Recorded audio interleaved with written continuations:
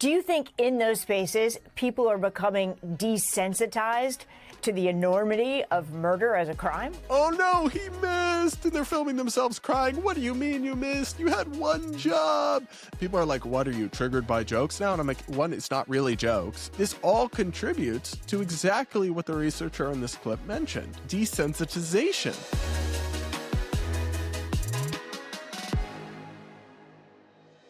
We are going to talk about more disturbing news, unfortunately, because it's a day that ends in Y, so things are crazy and getting kind of scary. So, of course, over the weekend, you've probably seen the reporting.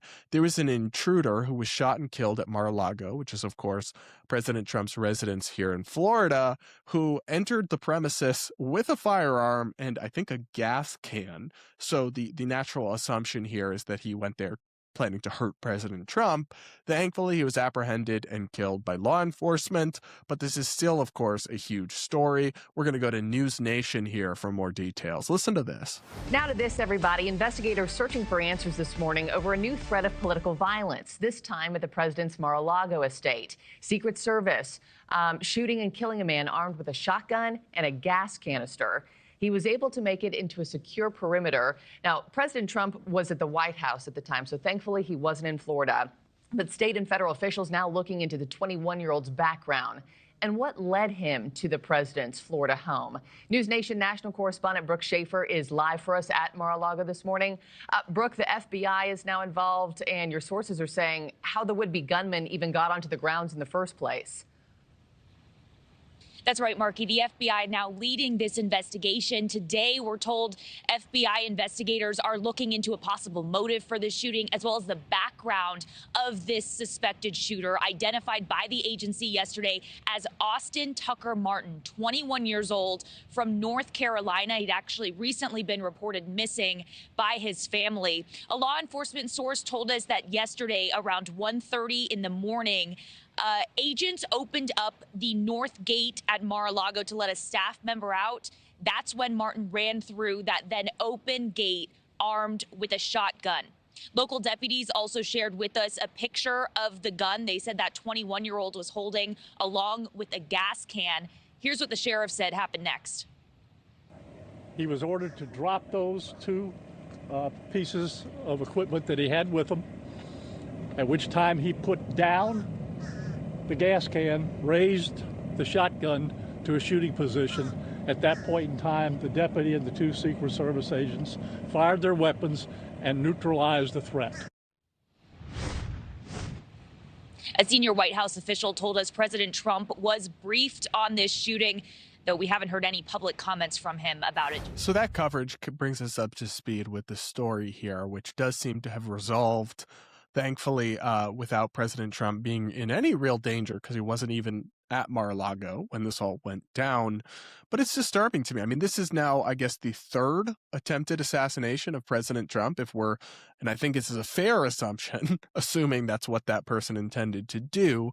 We don't know his motivation, and frankly, the kind of crazy people that do these things can often be hard to pin down ideologically. So it's possible this is like a far left anti-Trump activist who's stirred up by like online left-wing people, but it's also possible that this is some conspiracist with like no coherent political beliefs who's worked himself up over something related to President Trump, or that it's some far right in my view, it almost doesn't matter, because it's wrong, and it's just part and parcel of this really disturbing trend of rising political violence. We've seen it play out with the multiple attempts to assassinate President Trump.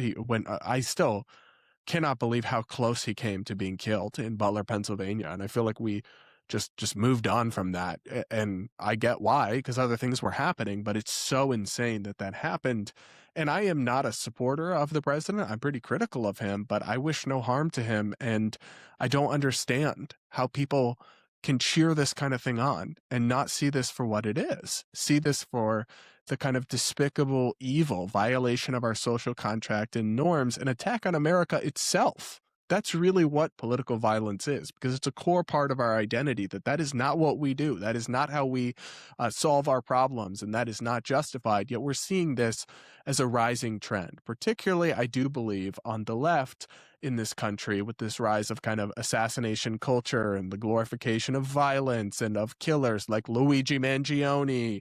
But we're also seeing, obviously, excuse making for violence on the right, like President Trump pardoning January 6 participants who violently assaulted cops, and other people who I've actually been disturbed lately. I've been seeing polling that even Republicans, a disturbing percentage, would view an attempt to assassinate Zohran Mamdani in New York City, who we'll talk about later today, as justified. And so some of these patterns that I originally saw on the left and are now starting to also emerge on the right, and it's all really, really dangerous.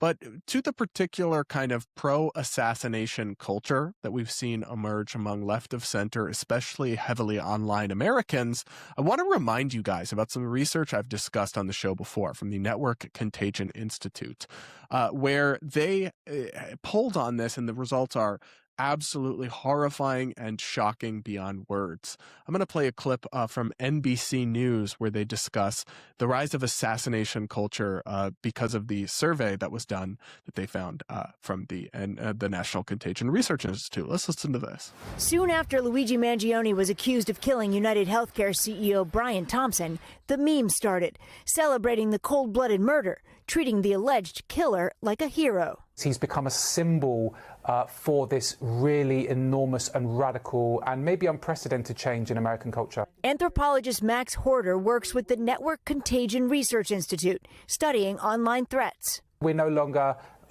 so ashamed of this violence, but actually there's a large percentage of people that actually applaud it. In a survey of about 1,200 people conducted with Rutgers University, Horder found growing support for political violence among the younger, highly online, and ideologically left-aligned.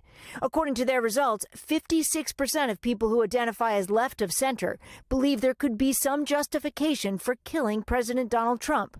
Hauntingly, a few months before he was assassinated, Charlie Kirk posted about the survey results on X. Now, that doesn't necessarily mean that it's the left only which is supporting increased forms of political violence.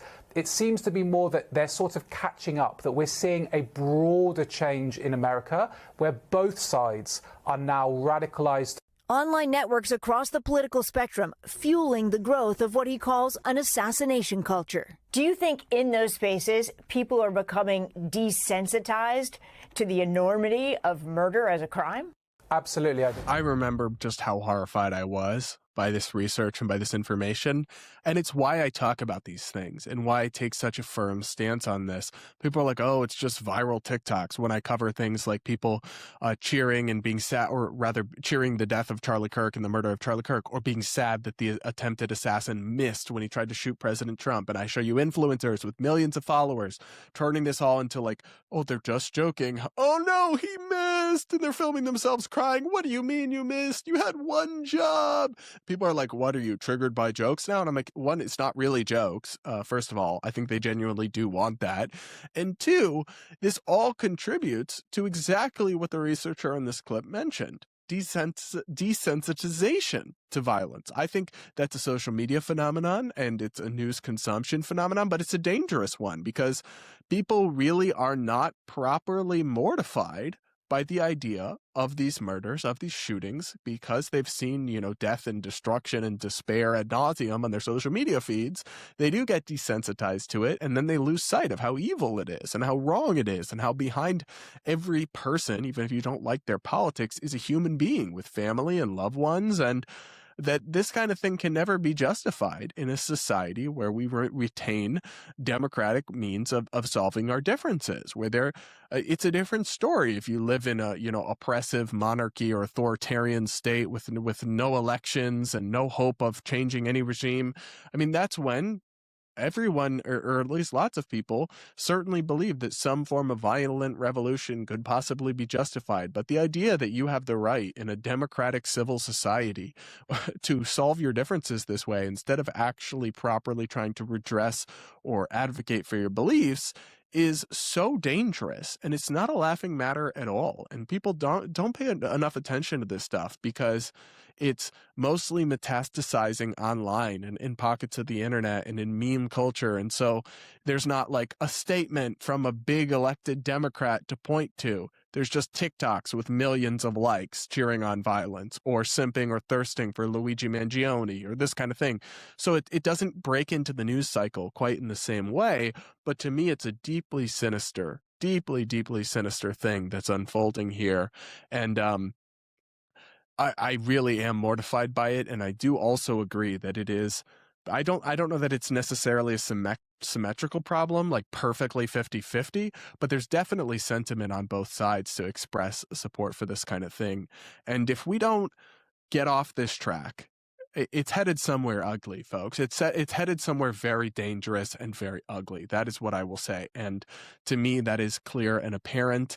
How many more times is this going to happen? Is somebody going to have to try to assassinate and kill presidential candidates and presidents? And it's going to go in both directions. It already has to some extent. It's just, we should all come together to take the temperature down, to set a bright red line that we're not doing this. But unfortunately, I don't think people will, because the individual incentives for a lot of these media figures and influencers and politicians is to be louder and bolder and more inflammatory, to make the next headline and to bring attention to themselves. And for their individual incentive structure, it might make sense to advance their career, get them booked on TV, or bring in fundraising from the base.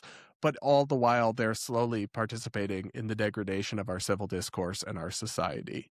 Other than that, they're doing amazing. Make sure to subscribe, do hit the like button if you haven't yet, and please do consider becoming a channel member to support my work. It's the best way to support my content so I can call out the far left and the far right and stay truly independent, because if you just pander to one side, it's really easy to blow up and make millions of dollars on YouTube, but I don't do that, so it's a little difficult. But hit the join button or become a member now at the link in the description or pinned comment to support me.